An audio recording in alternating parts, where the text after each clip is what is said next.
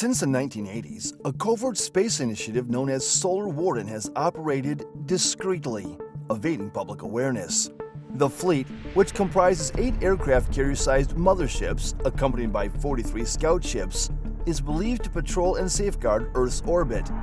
The revelation of Solar Warden's existence stems from an intriguing discovery made by Gary McKinnon between February 2001 and March 2002, when he stumbled upon a document titled Non-Terrestrial Officers on a U.S. Department of Defense computer, directly linked to the mysterious Solar Warden project. But who exactly is Gary McKinnon, and what tantalizing details did this uncovered document disclose? Is there any evidence confirming the existence of Solar Warden? Stay tuned to find out.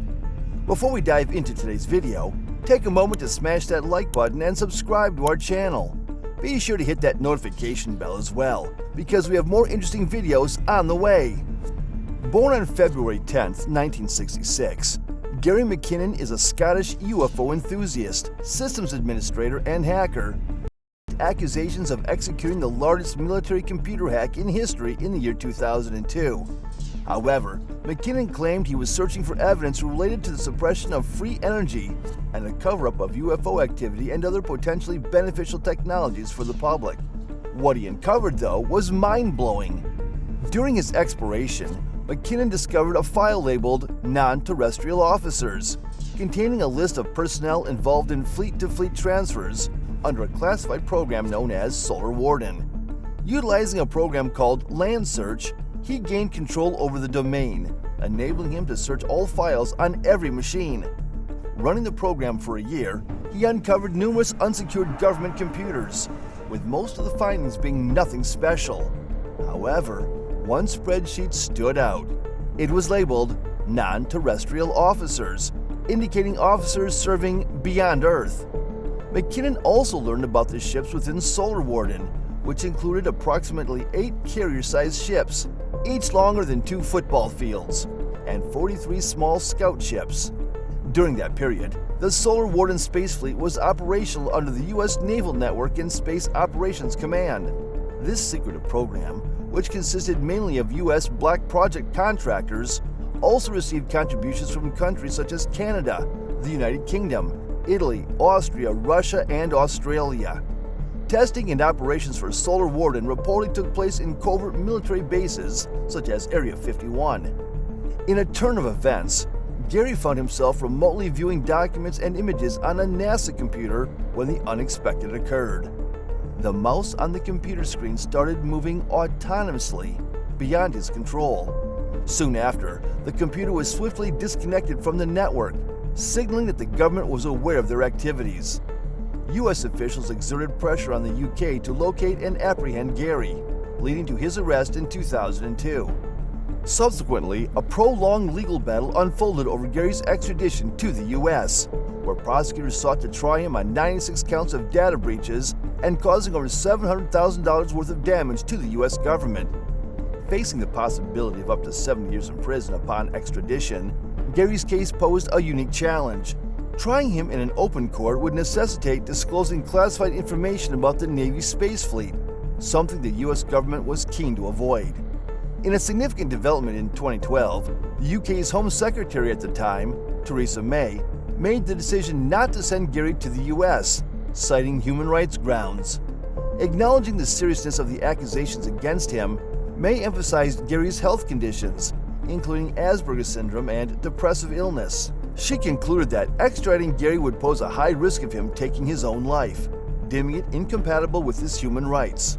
Fortunately for Gary McKinnon, his extradition to the U.S. made no progress. Beyond Gary McKinnon's account, there were also other intriguing pieces of evidence related to Solar Warden. According to claims, Solar Warden traces its origins back to Ronald Reagan's Strategic Defense Initiative, popularly nicknamed Star Wars by the media. This initiative was conceptualized as a deterrent against potential unauthorized alien threats. Reagan himself hinted at this connection during a speech to the United Nations. Further substantiating the Solar Warden narrative is a noteworthy entry in the Reagan Diaries, published in 2007.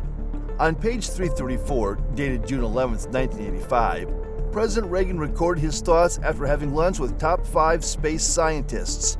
In this entry, he expressed fascination with space as the last frontier and mentioned developments in astronomy that seemed like science fiction but were in fact real. Notably, he learned during this meeting that the shuttle capacity at the time could orbit 300 people. The mention of a shuttle capacity accommodating 300 people raises intriguing questions. Familiarity with the NASA space program reveals that the maximum capacity of a space shuttle was 8 people. At that time, only 4 shuttles were operational, allowing for a maximum of 32 people in space. This incongruity prompts speculation about whether Reagan could have been alluding to Solar Warden, given the stark contrast in the mentioned capacity. Then in 2007, an amateur British astronomer named John Leonard Wolfson emerged as another significant figure in the Solar Warden saga. After re-engineering telescopes and video cameras, Wolfson discovered an entirely novel approach to observing the stars, presenting compelling evidence of Solar Warden's existence. His distinct filming style allowed him to peer into complete darkness, revealing celestial phenomena beyond the scope of the human eye and civilian telescopes. Wolfson employed 4 distinct spectrums, which are infrared, night vision, thermal, and ultraviolet, to capture images of celestial objects. Through a process known as luminance layering, he combined these images, unveiling anomalies on the Moon and other planets. However, Wolfson's exploration took a strange turn when he turned his attention to film stars.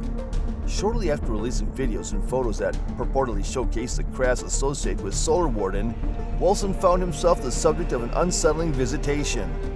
Infamous black helicopters circled ominously close to his residence, raising questions about the government's motivation in intimidating Wolfson if his discoveries were merely a hoax.